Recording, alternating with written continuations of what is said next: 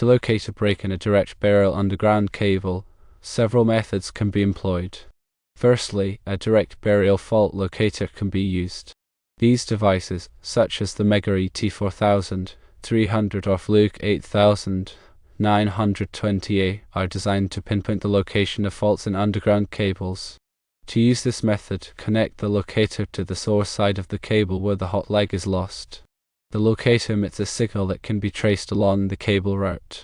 By walking along the cable path and monitoring the signal strength, the approximate location of the break can be determined. The strongest signal typically indicates the point closest to the fault. Secondly, a test set and signal injection technique can be utilized. This involves using a test set such as the Mega MF1555 or Fluke 1555. Begin by disconnecting the cable at the service entrance to isolate it from the electrical system. Inject a signal into the cable at the source side using the test set.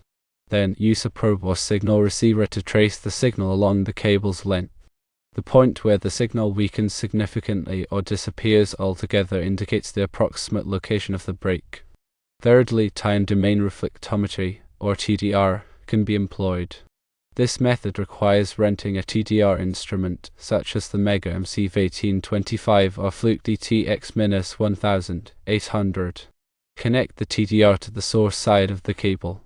The TDR sends a pulse down the cable and analyzes the reflections that return. A dip or discontinuity in the reflected signal indicates the approximate location of the break. The TDR measures the time it takes for the pulse to return, which is then used to calculate the distance to the fault. In addition to these methods, several additional tips should be considered. When excavating, proceed with caution. Use a handheld excavator or hydro excavation techniques to avoid further damage to the cable. These methods are less likely to cause accidental cuts or punctures compared to using heavy machinery. If necessary, isolate the break by cutting the cable on either side of the damaged section. This will allow for a clean repair and prevent any interference from the surrounding cable. Once the break has been located and isolated, repair the cable by installing a direct burial splice. Use heat shrink or compression connectors to ensure a secure and waterproof connection.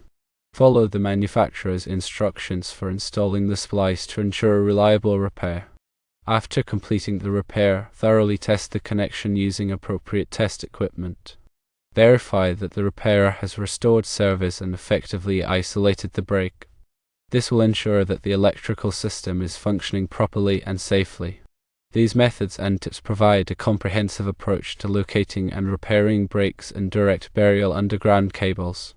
Remember to always prioritize safety and follow proper electrical procedures when working with electrical systems.